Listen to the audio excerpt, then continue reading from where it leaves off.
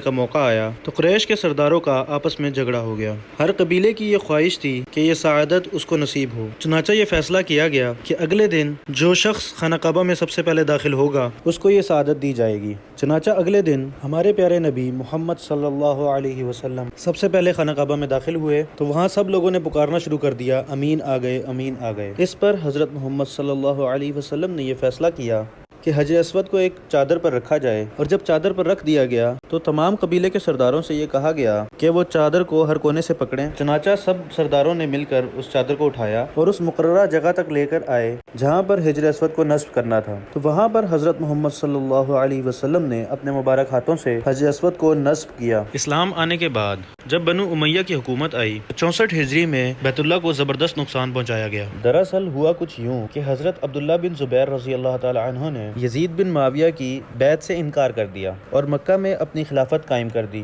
چنانچہ یزید نے حضرت عبداللہ بن زبیر رضی اللہ تعالیٰ عنہ کو شکست دینے کے لیے شامی فوج کو مکہ بھیجا۔ حضرت عبداللہ بن زبیر رضی اللہ تعالیٰ عنہ کے ساتھیوں نے یزیدی فوج کا ڈٹ کر مقابلہ کیا اور ان کو حرم میں داخل ہونے سے روک دیا، لیکن ایک رات یزیدی فوج ابو قبیس پہاڑ پر چڑھ گئے۔ وہاں پر پتھروں پر آگ لگا کر منجنیق کے ذریعے حرم شریف پر پھینکا گیا، جس سے غلاف کعبہ میں آگ لگ گئی اور خانہ کعبہ کی عمارت کو بھی کافی نقصان پہنچا۔ بہرحال جنگ ختم ہونے کے بعد حضرت عبداللہ بن زبیر رضی اللہ تعالی عنہ نے خانہ کعبہ کی دیواروں کی دوبارہ سے تعمیر شروع کروائی اور حجر اسود کو خانہ کعبہ میں نصب کر کے اس کے ارد گرد چاندی کا حلقہ چڑھا دیا۔ حجر اسود کو دوسرا بڑا نقصان تب ہوا جب بنو عباس کے عہد میں کرامتہ فرقے کا ظہور ہوا۔ یہ ایک ملحد فرقہ تھا جس کا سردار ابو طاہر سلمان تھا۔ اس نے ایک لشکر جرار کے ساتھ مکہ پر چڑھائی کر دی اور 317 ہجری کو اس کی فوج حرم میں داخل ہو گئی۔